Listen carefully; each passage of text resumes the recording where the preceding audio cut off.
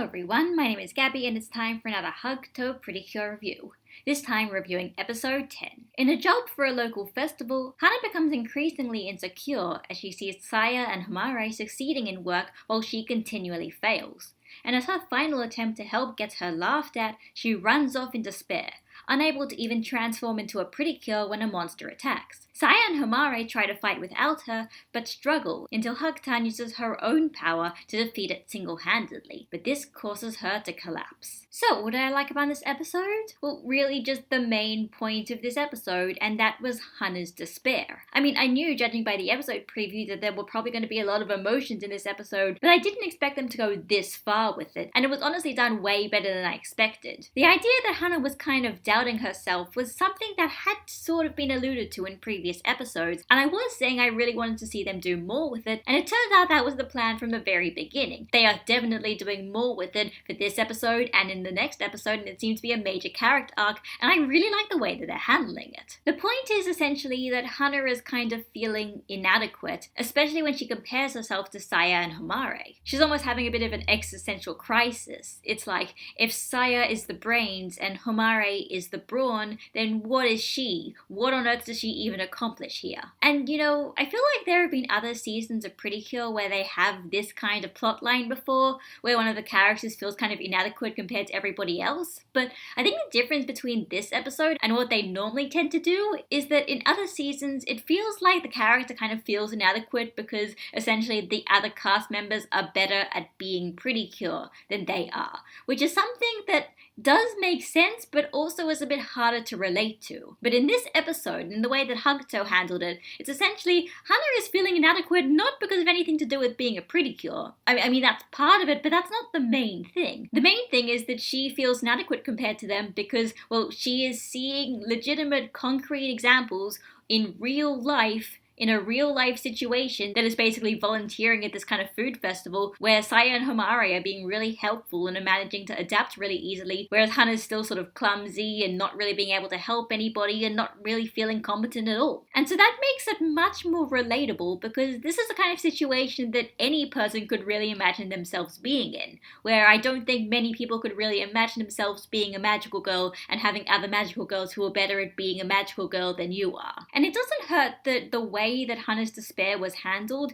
and the way it was sort of built up throughout the episode was honestly really realistically handled. They don't really go that over the top in the reasons as to why she fails. She fails in very real concrete ways. She's assigned to help somebody who doesn't really need her help, or at least not her particular area of expertise and kind of essentially being a cheerleader. And the one time that kind of boisterous attitude actually does come into play, she gets laughed at, which is once again something that seems very cruel but also seems like it could realistically happen, which kind of makes it even more emotional. Heck, even the fact that Hana isn't necessarily hiding the fact that she's kind of feeling inadequate. She's talking to her friends about it, and her friends are actually trying to give her advice, but the fact is, Hana doesn't really understand the advice, or like, she kind of understands the kinds of things that they're saying, but it's not really getting to her, and she doesn't really know how it's going to help her. Once again, it's very realistic. If you have that kind of mindset, your friends giving you rousing speeches about how you're so unique and so special and so great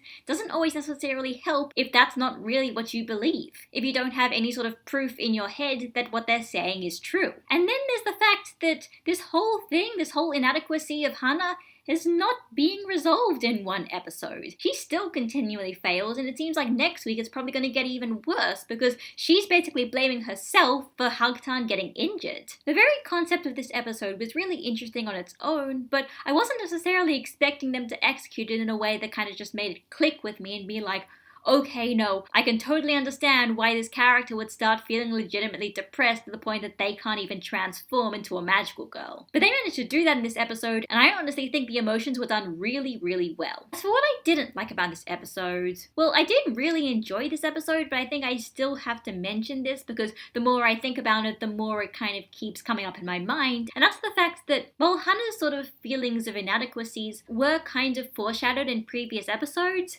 they weren't really foreshadowed that much, and none of those episodes really hinted that it was some kind of inferiority complex towards Saya and Homare. The way this episode sort of worked, it kind of tried to imply that this was something that was always sort of bubbling under the surface, and this situation just sort of brought it to a boil, but it feels like those feelings were just so under the surface that in some cases it was kind of hard to notice it, which almost made her attitude in this episode feel like it came a little bit out of left field. It probably doesn't help that, one, last episode we basically got almost no hints of this kind of idea at all, and two, Hana is the shoujo protagonist, that kind of character who, even if she's kind of feeling a little bit of despair, will always try and put on a brave face and try to be optimistic. So having her suddenly almost lose hope by episode 10 because of feelings we didn't really get to see many hints of before this episode does make it feel like it almost comes a bit out of left field and isn't really that organic towards what we think her character is supposed to be. So as for next episode,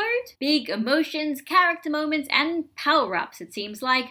They're getting their weapons next episode, so that could be cool. At the very least, if they get off a group attack in this episode, I kind of want to see what the stock footage is like, because it could probably look really cool. I'm praying for Shida. It's probably not going to be Shida. He just got done animating that big part in Dragon Ball Super, so it's probably not him, but you know. At the very least, it feels like it's going to be a climax towards all of the build-up of this week's episodes, and that's going to be really interesting to see. It doesn't look like this is going to be resolved that quickly and that easily, but at the same time, I think I am still a little bit concerned over how they're going to resolve it. The fact is, the kind of feelings that Hana is going through right now, the kind of despair that Hana is in right now, are things that can happen to people in real life, and in real life it often doesn't get resolved in a week because somebody gave you a pep talk once or something like that. So I do wonder how they're going to resolve it all and if it's going to be satisfying and if it's going to be believable. Because this episode was believable, so I hope next episode is also believable. So that was Hugtto Precure episode 10. In concept it sounded interesting, but I think this is the kind of episode where it really comes down to execution.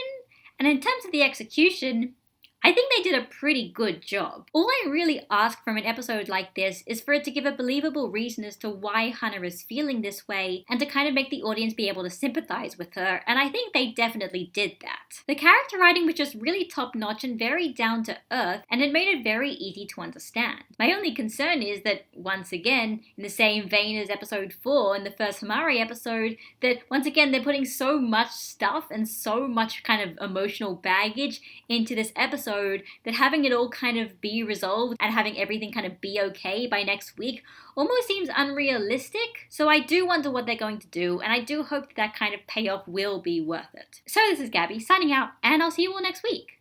Bye guys!